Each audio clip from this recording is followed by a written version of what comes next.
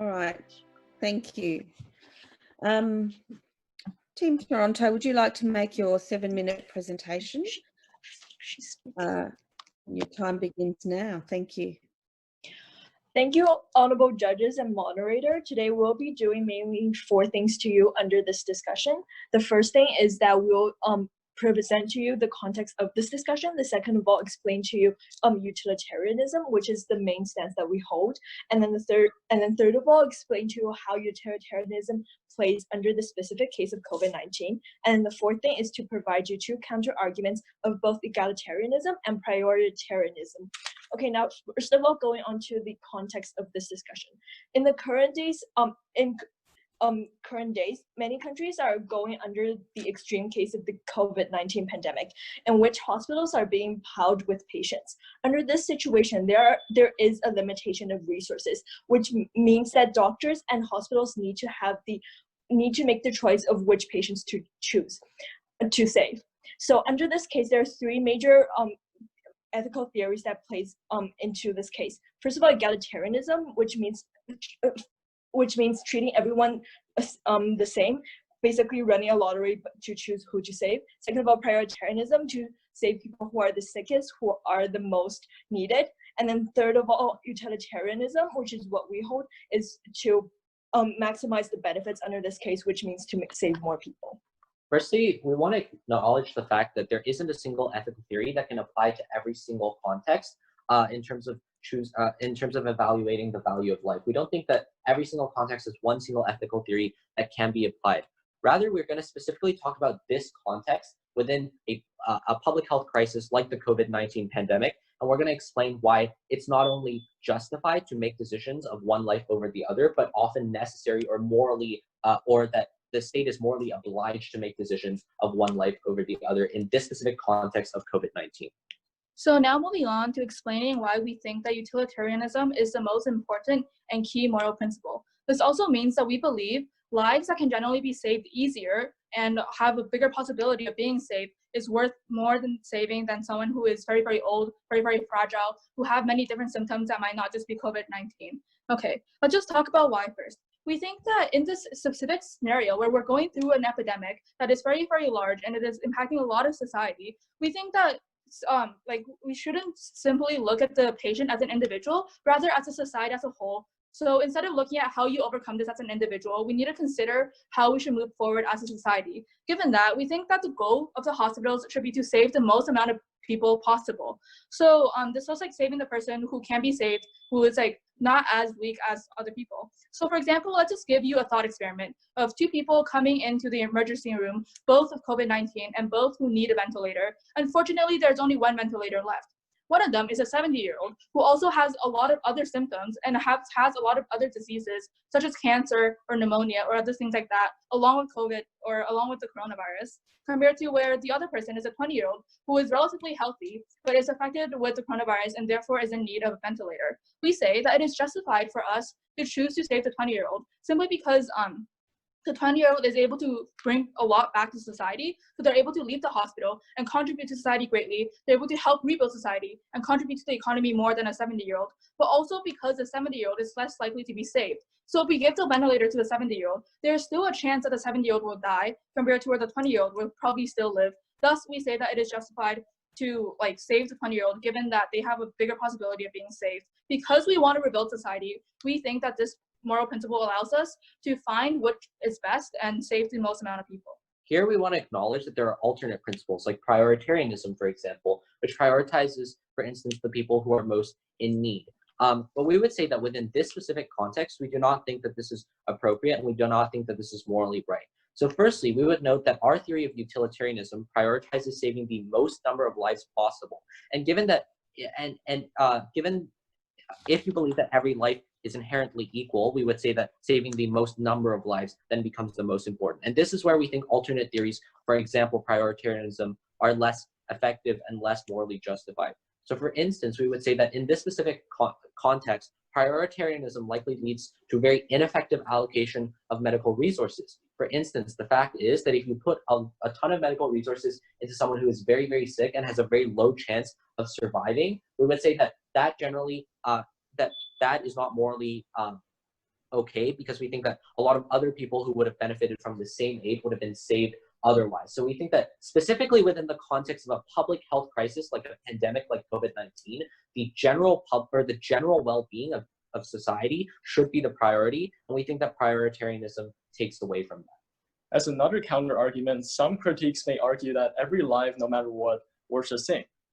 However, if this is really true, then chances are we'll default to the egalitarian perspective, which is essentially just running a lottery to save the lucky ones. While this may seem fair and moral on one hand, we see that this is basically forfeiting the hospital's choice. And by forfeiting the choices of hospitals, we're basically risking to waste many valuable medical resources that could be otherwise used to save a lot more lives. So for example, if we were to employ egalitarian perspective, for example, we might have to choose to cure a very lucky patient who instead is very unlikely to be cured. And by choosing to save him, we're actually wasting valuable resources that could be used to save 10 other patients, for example. And as you can see, this is actually a great waste of a lot of resources and are actually unfair to those who could have been otherwise saved. So ultimately, we see egalitarian that the perspective may seem fair on one hand, but ultimately it's actually unfair. Yeah, and of course we do acknowledge that there are a lot of a lot of collective actions that we should be taking, such as social distancing, such as wearing masks. However, in this case, the bottom line is you have to consider how your society is going to look going forward. And the fact of the matter is there's no other ethical theory other than utilitarianism that can ensure this. At the end of the day, we want to summarize this down to a very basic concept. We think that all lives are inherently valuable and all lives are equal.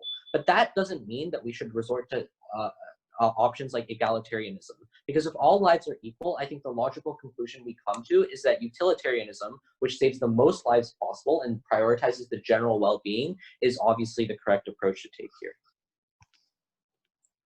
Thank you very much, Team Toronto.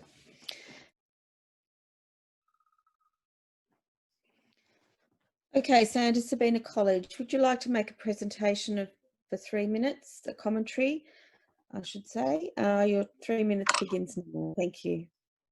So we'd really like to thank you for your response, but we'd just like you to ask for your response on that. Would you change your position if considering the concept of deservance? So in the scenario you posed, what if the 20-year-old was a notorious criminal and rather the 70-year-old was some Nobel Peace Prize winner? Would that change your stance? And how can the concept of deserving come into play with prioritizing lives?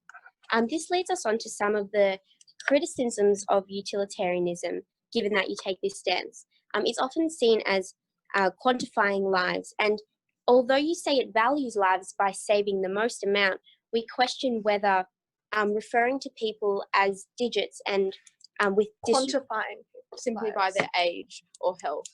And we would also like to consider that in taking a utilitarian stance, this perpetuates systemic injustice, for example, the disabled, and naturally favours fitter and healthier populations. So, And also considering wealthier people.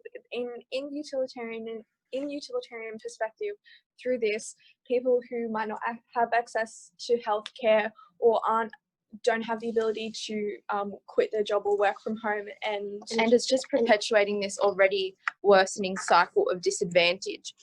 So For we example, can use an Australian example of our Aboriginal community and the Indigenous people in Australia who have been subjected to systemic disadvantage over hundreds of years, and there is which continues to have an impact on their health and well-being today. There's a 10-year life expectancy disadvantage, so we'd question if some kind of element of priority for these disadvantaged groups, like the disabled and the Indigenous, which are Already disadvantaged by factors beyond their control, should be considered. Finally, we'd also like to question whether a purely pragmatic approach by utilitarianism is the best way. Perhaps some incorporation of care ethics or a consideration for relationships and emotion and sentiment of individuals is required. An example of this is in St. Vincent's Hospital in Australia, all patients were taken into the hospital, even if not given the life-saving medication they needed, like a ventilator, were still given support. They also And had they the were not allowed- policy in which nobody died alone. So this places heavy emphasis on the sentiment and dignity of human life, rather than what we spoke about previously, this idea of quantification, which is inherent to utilitarianism. And that a pragmatic approach coupled with a more of a focus on relationships, empathy and emotion could perhaps be more beneficial for society as a whole. Oh, Thank you. uh, Thank you, girls. Now we would like to go to Team Toronto, who has 1 minute to confer. Now, if you'd like to take 3 minutes to make your response, please, Team Toronto, your time starts now. Thank you. Okay, so we would like to thank the team from Santa Sabina for what we think adds a lot of valuable content to this discussion. So a few things we would like to answer that Team Santa Sabina raised. Firstly is the concept of deservance and whether or not we would reconsider our theory. In this case, we would say that we don't think the concept of deservance applies specifically to a public healthcare system. And the reason we would say so is because we think that healthcare and the right to live is an inherent human right. And so we don't think we take it away from people that we believe to be, less moral per se. And we don't think that the state does that. For instance, the fact is that in countries with public health systems, people who have alcohol problems with alcohol do not lose their public health care. And that's what we would say to address that, because we think that this is such a fundamental human right that we don't think that this should be taken away or decided based on deservance. The other thing we would say in response to the utilitarianism thing, as the other members of the team will elaborate on, is that we think that we were very specific in saying that utilitarianism would be applied in this very specific context, and we sort of justified it based on this very specific context. And to be very clear, we don't think it's a perfect theory. We don't think any theory is perfect, and that's why we talked about why no ethical theory can apply to everything. But we thought that this was the best out of many bad options within this specific context, basically. They also gave us a very insightful point about the racism and the discrimination against certain groups. But to respond to that, we would say that utilitarianism is a theory where all lives are kind of held equal, simply because utilitarianism is calculated based on the total amount of benefit or the total amount of reduced suffering that it brings to society. Therefore, when you're calculating utilitarianism, you don't consider whether or not a rich person or a poor person is suffering, or whether or not it benefits strictly a rich person, but rather you're able to basically see society as a whole and see which one benefits the most. Therefore, if we were to adapt this type of healthcare, we would be able to benefit the most amount of people, regardless of their social status, their race, or their sex, or their gender, and things like that.